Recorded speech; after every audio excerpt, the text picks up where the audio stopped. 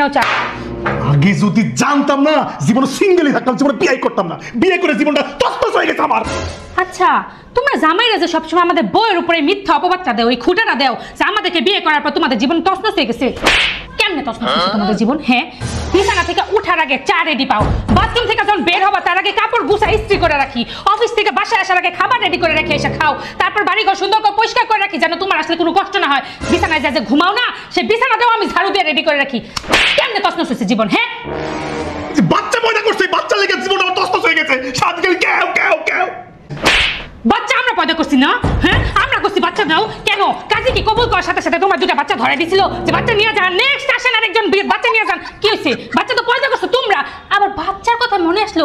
বাচ্চা নিয়ে কি কাম করো তুমি বাচ্চা? হ্যাঁ, 9 মাস পেটে রাখছি আমি, বাচ্চার জন্য কিছু খাইতে পারি নাই, বমি করছি আমি, কষ্ট করছি আমি, ঘুমাইতে পারিনি আমি, পেট কেটে বাচ্চা বার করছি আমি, তারপর বাচ্চাটা সেই ছোট্টবেলা থেকে আস্তে আস্তে পালে পালে মানুষ করতেছি আমি, খাওয়াইতেছি আমি, হুসাইতেছি আমি, হাগাইতেছি আমি। জামাই ঘর খায় কোনো কাম নাই না, খালি কথা কথায় আমাকে খুঁটা দেস। এই আর খুঁটা দিবি কোনোদিন? না জান না, আমার দুইটা চোখ তুমি খুইলা দিছো শোনা, আমি আর জীবনও কমো না, মাফ করে দাও, তোমার আমি হ্যাপি। তোরা এই দুই চোখ খোলা রাখবি না, একটা কাঁঠাল চোখ বার করে এলাম, বউ ঘর খালি দোষ।